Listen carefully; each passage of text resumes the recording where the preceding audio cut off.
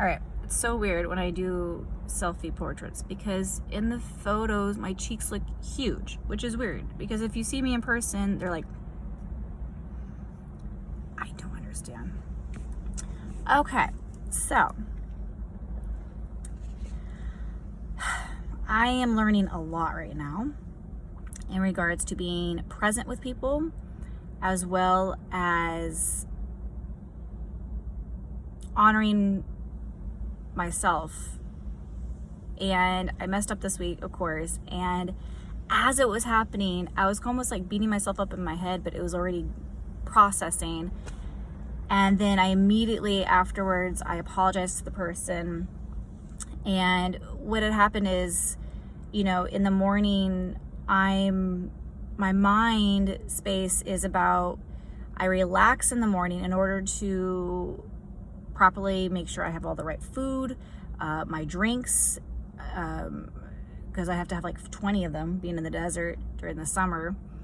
And I just started working out in the morning. So like I have all these kind of like these to-do things, but I try not to rush it. I wake up early enough to allow time to process the day and just be grateful. And I'm just in this peaceful mindset before I have to start getting ready, but I don't like to rush to get ready. Because that's just, you forget things and you just look like a mess. I always forget deodorant. Every single time I'm rushing out of the house, I always forget deodorant. Nobody wants that. And so my friend was like, interrupted my morning, and she was like, oh, hey, and she's working on a project for me. So I felt guilty that, she stayed up all late last night to help me out with something. And I was just like, oh, I need to give her my time and that moment because she was asking for it. So I'm half listening to her, I'm half getting ready, and nobody's getting my full attention. And it was just a bad decision on my end. And I had to apologize later. So here it is, nothing got accomplished. And then I had to take time to apologize to her. So if I have just did it properly of saying, hey, this is amazing. Wow, I can't believe thank you so much for sacrificing your sleep for me. You didn't have to do that. But thank you so much. And I really want to see this, but right now I'm getting ready for work. Getting ready for the day. And so my mind is not able to wrap around what you want to show me. Can we talk about this later? Because after work, I had time to look at it later. And that would have been the time to do it. And so I did apologize to her. I told her ahead of time.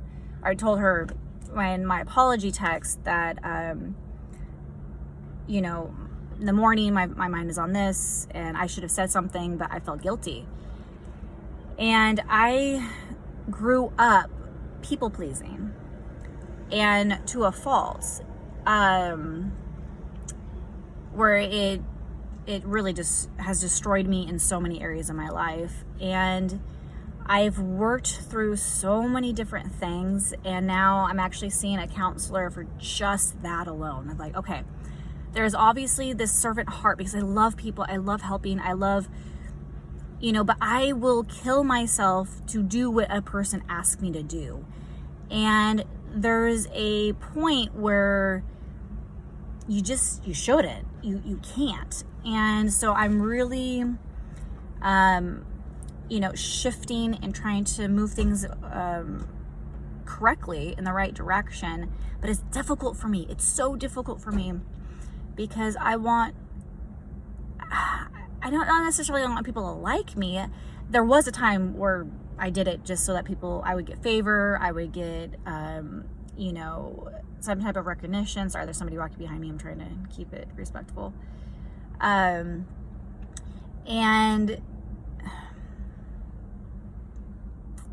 But I've done that, and I've bent my own. See, I didn't even have morals either at a certain point in my life where I didn't know, between right and wrong. And I know that sounds really stupid because I'm in my 30s, but it's true. And I never established that as a younger person. It was just always like my idea, my truth, so to speak, of like, well, as long as I don't kill anybody. I think that was maybe where my line was. Like, really? There's more lines prior to doing that. Like, come on. And so, like, I look back at my younger self and I'm just like, oh my gosh, really? This is so sad. But at the same time, like, okay, what got missed? What disconnect? What happened where I just didn't put that 2 and 2 together properly? And so, anyway,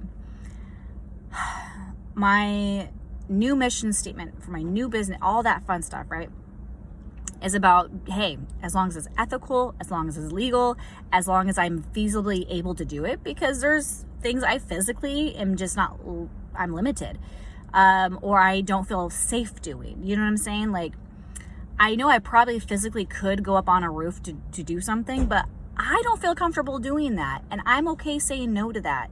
So praise God, I'm able to at least have some limitations on my servanthood, so to speak.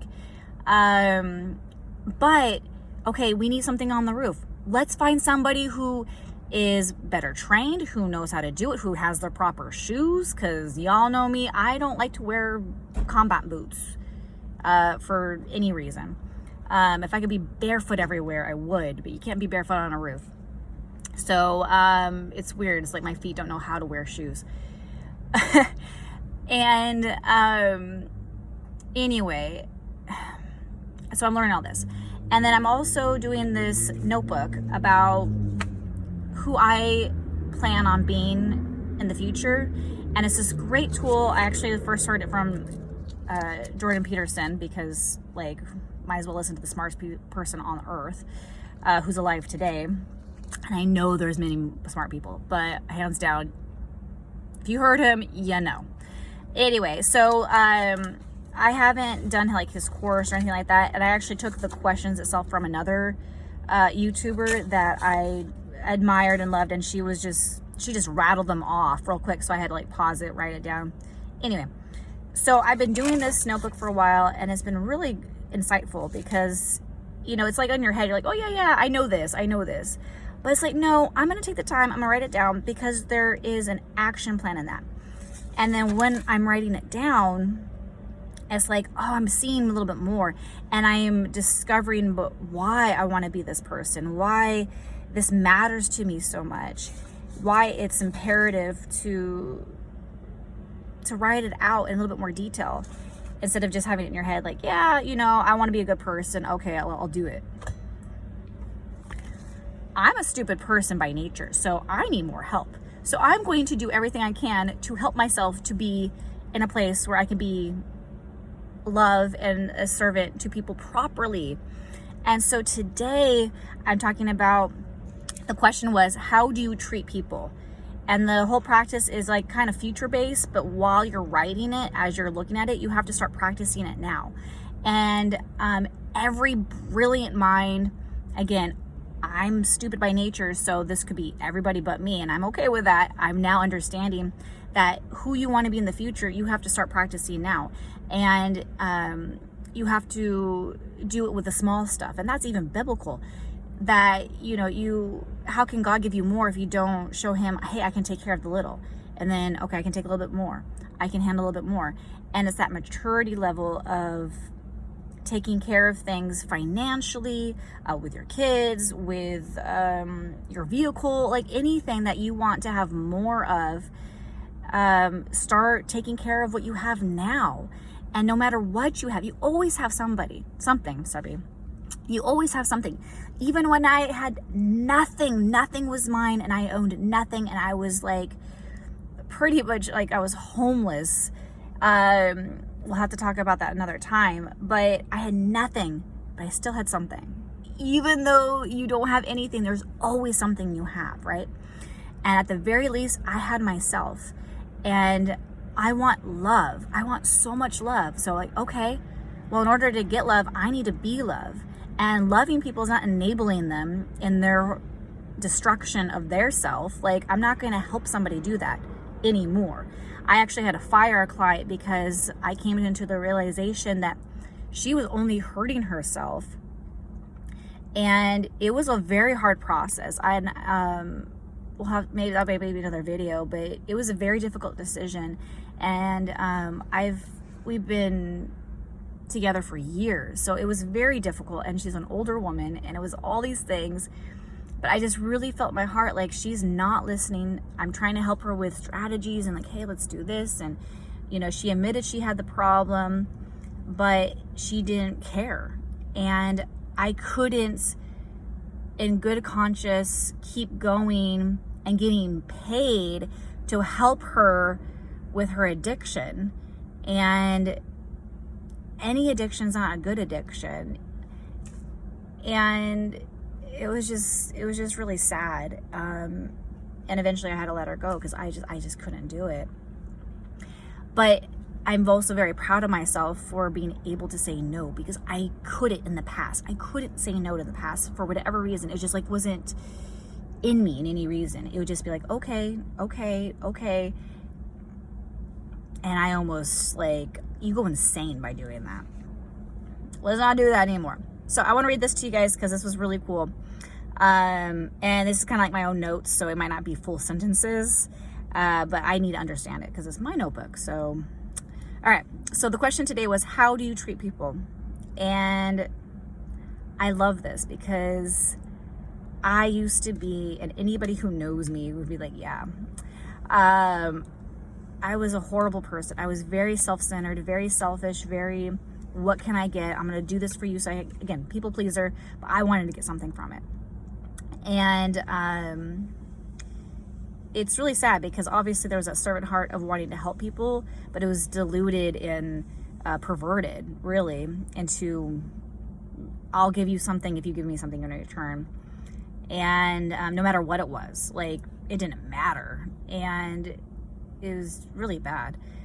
So now I'm in a position and a place in my life where I'm just like, I want to just treat people because they're not going to get it from anybody else. I want to treat people in a way that they don't have to worry about me and my presence coming into the room, and where they have to tense up or like, oh, I have to be careful what I say, or none of that. Like, I don't want any, I just want peace. When I come in, I want there to be peace. Like, okay, cool. She's chill.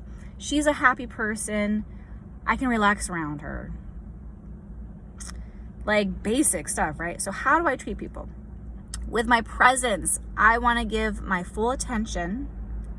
Oh, I didn't even say that. I said I give, because I want it to start now, to this day, right now. I'm giving you my full attention by talking about myself. See, I don't know. I give my full attention to the person or people with me, as I believe that's what Jesus did. While I'm present, I'm listening. I'm in a relaxed state of mind. I'm focused on them, their needs, and being helpful if need be without pushing them on what to do. I get a really bad habit of that too. Unless they're looking for it, unless they ask. I'm learning to ask them ahead of time, do you want my advice or do you want my ear? Because I need to know how I'm listening. I will treat everyone with respect and honor them to the best that I can, and by doing so, not letting anyone walk over me, as that's not serving them, that's enabling them. So I thought that was really powerful. And why it's so imperative to me about being present is because I grew up half listening all the time. I would just listen to like key words and then in my head quickly put together what they're saying, which was not what at all they were saying, because I'm busy thinking about other things. And oddly enough, I'm giving myself finally credit that I am a very creative person, and I never thought of myself that way. But honestly, I'm always thinking about stories and events, and like, how am I going to do this, and let's do here. And my mind's always going, always thinking, always designing and creating, and it's just different in different ways and whatever it is. But I didn't like being interrupted. So I'm like, I'm in the middle of a thought right now, and you're talking.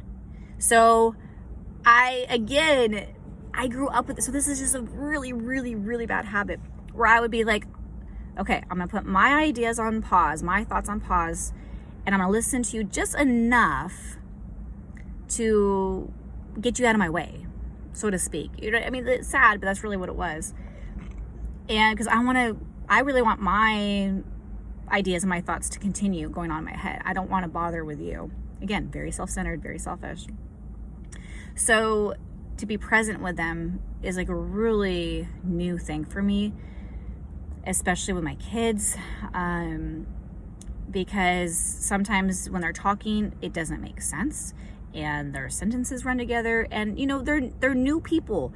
They're learning how to take their ideas and thoughts and put it together where it makes sense. So it's new to them, and I have to be patient, and I have to be present, and I have to listen to understand what they're saying without like going, oh my gosh, just spit it out already because I want to do the next thing.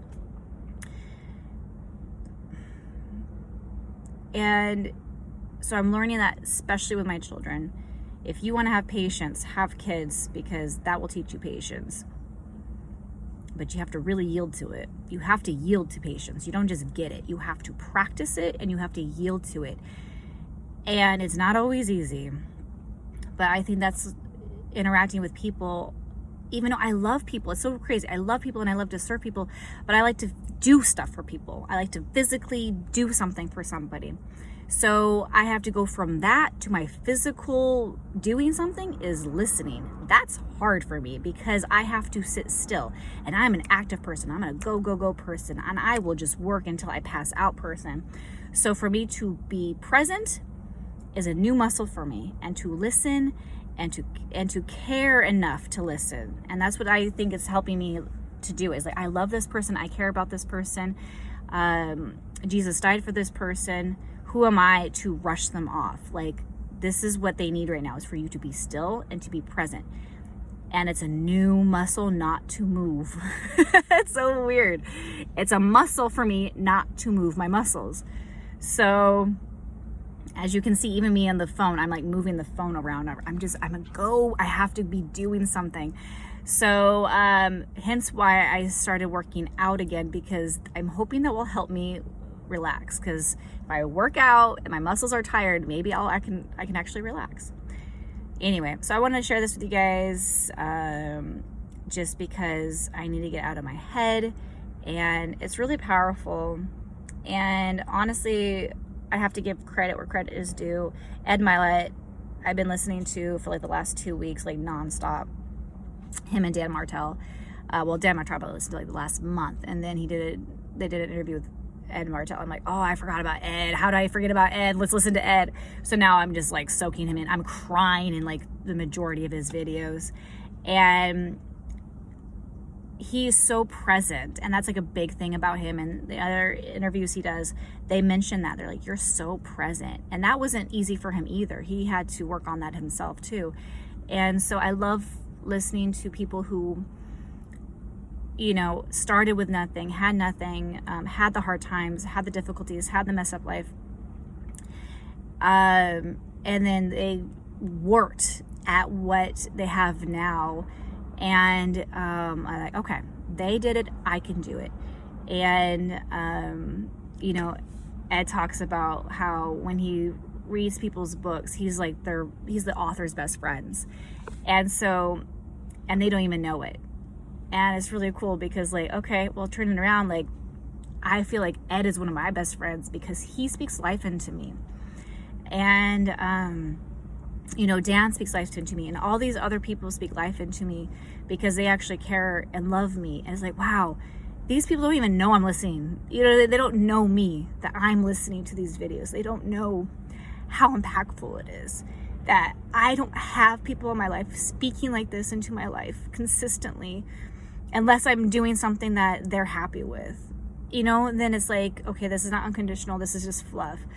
And so if I can be an additional person, because maybe you haven't found these people yet that are so powerful, or maybe you don't like the way they talk, because like that happens too, where you're like, you know, I know somebody who doesn't like Tony Robbins.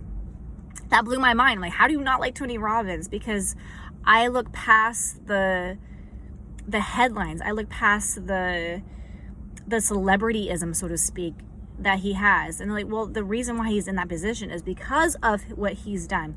He didn't ask for that celebrity life. That's just what happened to him. And because of that, though, he's able to reach more people. So he's embraced it. So like I don't want to say I see the reality and the truth behind it, but because everyone has their own opinion. And Tony's not asking for everyone to like him. It's just weird when you run into somebody who's like, yeah, I don't like Tony Robbins. And it's just blew my mind. So anyway, but if you could at least listen to a nobody like me who's filming in a car, who keeps moving their phone around, who probably sounds like a crazy person, but at the very least, I do love people and I do want to serve. And so like, I love you because God loves you. And even though I don't know you, God does. He sees you. He loves you. And that might not mean something to somebody, but it might mean something to somebody else. And to be loved when no one's loving you is a big deal. And even if you don't feel it or you don't understand it, like, it's there. Search for it.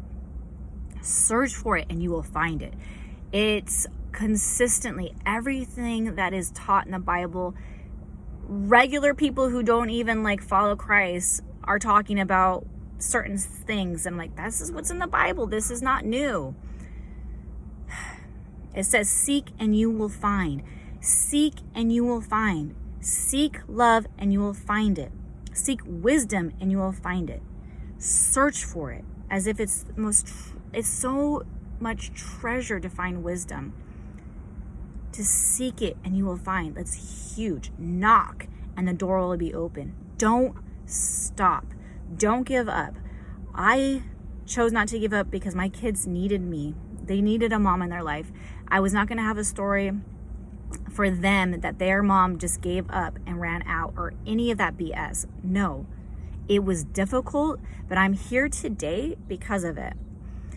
And I really hope that one day you guys get to hear my testimony on that, because it feels like there's like 20 testimonies in one. So this is already a 20-minute video. I want to cut it right now. Mainly because I'm tired of hearing myself talk.